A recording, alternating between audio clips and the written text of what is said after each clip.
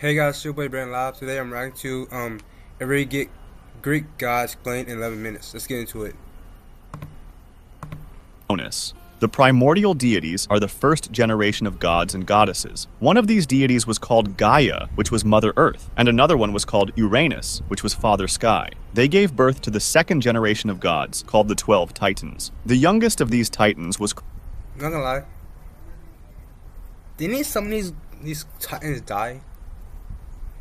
Cronus, usually depicted with a sickle and considered the patron of the harvest. But Gaia and Uranus had even more children, the 300-handed Hecantocheires and the one-eyed Cyclopes. These niggas right here, they got put into hell, bruh.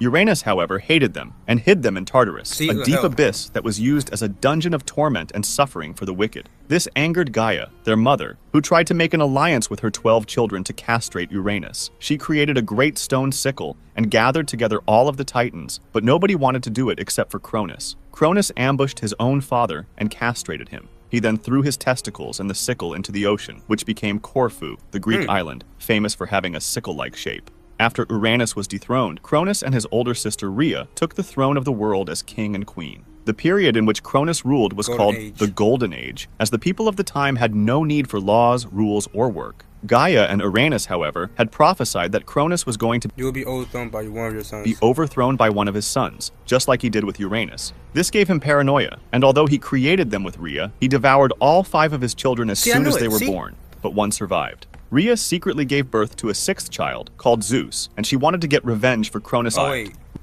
so it wasn't the Titans.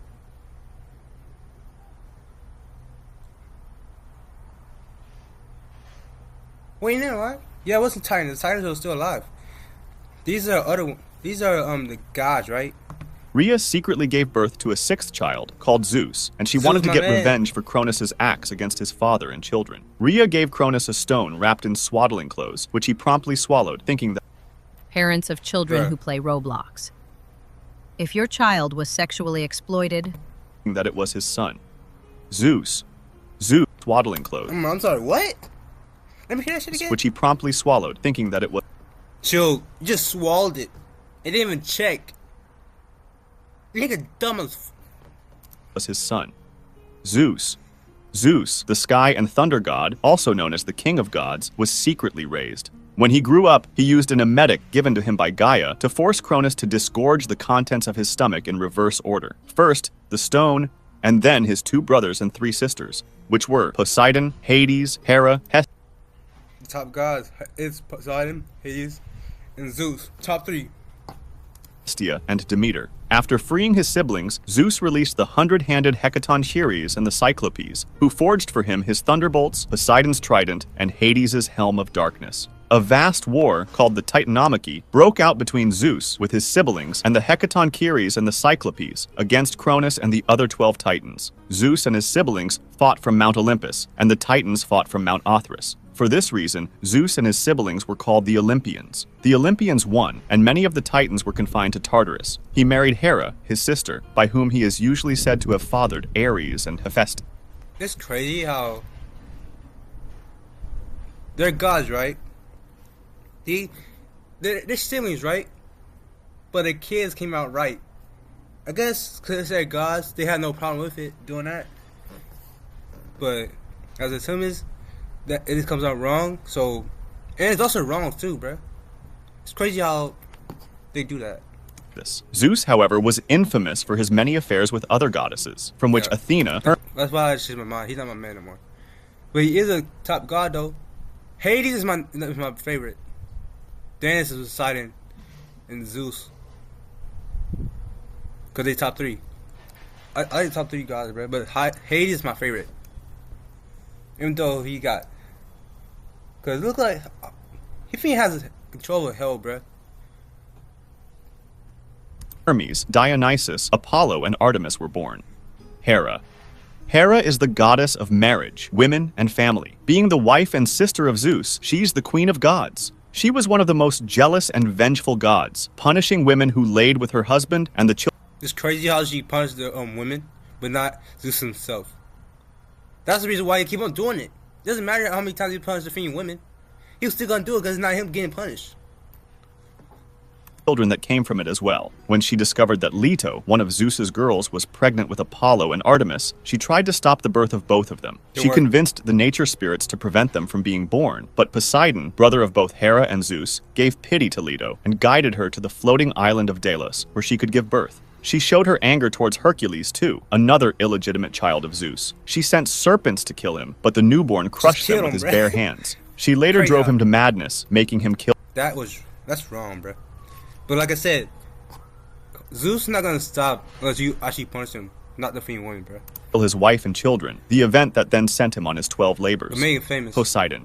Poseidon is the god of the sea and presides over storms, earthquakes, and horses. He was a horrifying and avenging god, and he was honored even when he wasn't the patron deity of the city. When Zeus's son Minos asked for Poseidon's help in order to certify his claim on the throne of Crete, he offered Minos a splendid white bull, with the understanding that he was to sacrifice the bull to Poseidon later. The Cretans were so impressed with the bull and the divine sign itself that Minos was declared king of Crete. But wishing to keep the beautiful animal for himself, Minos instead sacrificed an ordinary bull to Poseidon instead of the agreed upon one. Poseidon, enraged, caused Minos' You agree, but he ain't changed.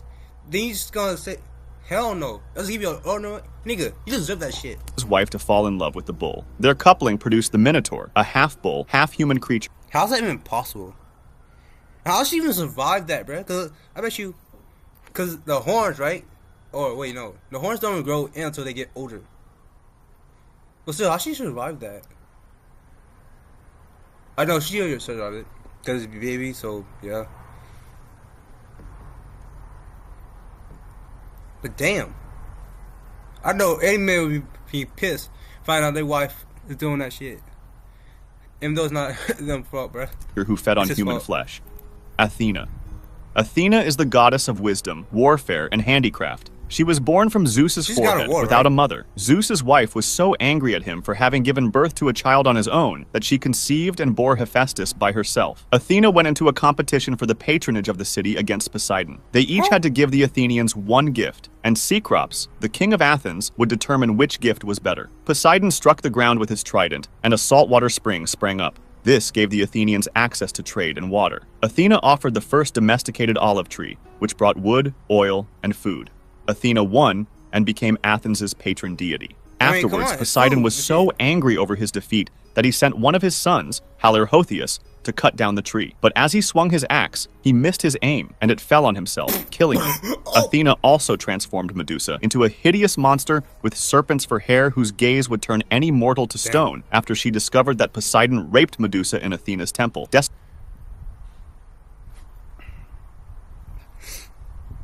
You see this shit? You turn... Look, hear me.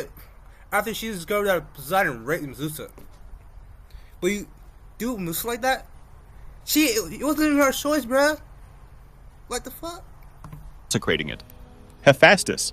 Hephaestus is the god of artisans, blacksmiths, carpenters, fire, sculpture, and volcanoes. He was cast off Mount Olympus by his mother Hera because of his lameness, and he landed on the ocean. He made all the weapons of the gods in Olympus, and of many heroes like Achilles and Hercules. Hephaestus also created Pandora and her famous box, which she opened, causing curses to be released upon mankind. He was one of the Olympians to have returned to Olympus after being exiled. He gained revenge against Hera for rejecting him by making her a magical golden throne, which when she sat on it did not allow her to stand up again. The other gods begged Hephaestus to return to Olympus to let her go, but he refused, saying, "I have no mother." He demanded to be married to Aphrodite, the goddess of love and passion, in order to release Hera, and his mother fulfilled the request.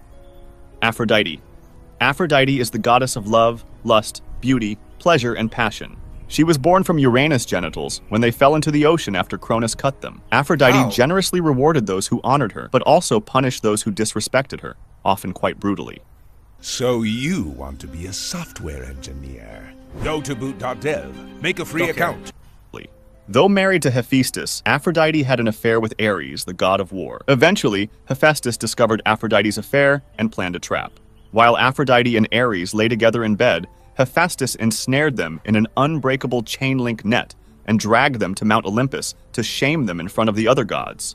The other gods laughed at them, and it was only due to the intervention of Poseidon that they were released. Ares. Ares is the god of war and courage. He embodies the physical valor necessary for success in war, but can also personify sheer brutality and bloodlust, in contrast to his sister, the armored Athena, whose martial functions include military strategy and generalship. Ares plays a relatively limited role in Greek mythology, but his numerous love affairs and abundant offspring are often alluded to. Damn. Apollo. Apollo is the god of archery, music and dance, truth and prophecy. Also, he trained for all this right here. He wasn't born like the others, right? He trained in actually all this shit. Because some of the stuff right here is actually part of his other guy's specialty. He just took all of it and trained it. Healing and diseases, the sun and light, poetry and more. He was born from the union of Zeus and Leto. Hera, Zeus's wife, tried to stop Leto from giving birth to this illegitimate child, but she failed. He is considered to be the most beautiful god. He's the patron deity of Delphi and the prophetic deity of the famous Delphi oracle. His oracles were often consulted for guidance in various matters. He was, in general, seen as the god who affords help and wards off evil. Medicine and healing are associated with Apollo. Apollo delivered people from epidemics, yet he was also a god who could bring deadly plagues with his arrows. Like I said, he trained all this shit. Anybody who wants to train and stuff, look at this nigga. You always tell him that he should have trained it. Everybody knows that. He is an important pastoral deity and was the patron of herdsmen and shepherds. Artemis. Artemis is the goddess of the hunt, the wilderness, wild animals, nature, vegetation, childbirth, care of children, and chastity. She's the twin sister of Apollo and one of the three major... She's a woman, so she don't have any chastity, right? See, that means... So chastity from her, right? It means... Cause all her people are female. They are not... I think it says she's not allow guys to be in their group or something. Because they're also supposed to stay virgins, like, forever. I don't know. Unless they can quit just to have someone they like. Virgin goddesses alongside Athena and Hestia. She guarded her virginity jealously, and when a young hunter saw her bathing naked, he was transformed into a deer by the angry goddess and was then devoured by his own hunting dogs, who did not recognize their master. Artemis was one of the most widely venerated of the ancient Greek deities. Dionysus. Dionysus is the god of wine, parties, and theater. He is another illegitimate child of Zeus. Many festivals were celebrated to worship him with mass drinking and orgies. Hermes. Hermes is the messenger god and the patron of thieves, travelers, and merchants. He is able to move quickly and freely between the worlds of the mortal and the divine, aided by his winged sandals. He's a conductor of souls into the afterlife. He was another illegitimate child of Zeus, and he's regarded as the divine trickster, as he often pulled pranks and stole... So, like Loki, because the divine trickster is Loki, right? But instead, it's Hermes. From the other deities. Hermes always takes with him a golden rod as a mark of his authority, and he's usually depicted wearing a winged helmet. He rescued Dionysus many times. Demeter. Demeter is the goddess of the harvest and agriculture, presiding over crops. Through her brother Zeus, she became the mother of Persephone, a fertility goddess. Hades, the god of the dead, loved Persephone and appeared from the ground to drag her down to the underworld. Demeter searched everywhere to find her missing daughter until she was informed that Hades had taken her to the underworld. In response, Demeter neglected her duties as goddess of agriculture, plunging the earth into a deadly famine where nothing would grow, causing mortals to die. Zeus ordered Hades to return Persephone to her mother to save the world. However, since Persephone had eaten food from the underworld, she could not stay with Demeter forever, but had to divide the year between her mother and Hades. Damn. This explained the seasonal cycle, as Demeter does not let plants grow in the winter while Persephone is gone. Hades. Damn. Hades is the god of the dead and the king of the underworld, where the spirits of the dead reside. He was portrayed as passive and never portrayed negatively. His role was often to maintain relative balance. He strictly forbade his subjects to leave his domain and would become quite enraged when anyone tried to leave, or if someone tried to steal the souls from his realm. He rarely left the underworld and didn't care about what happened above him. The only way to enter the underworld was to get passage from ferryman Charon, who helped souls cross the Styx River. Pay though.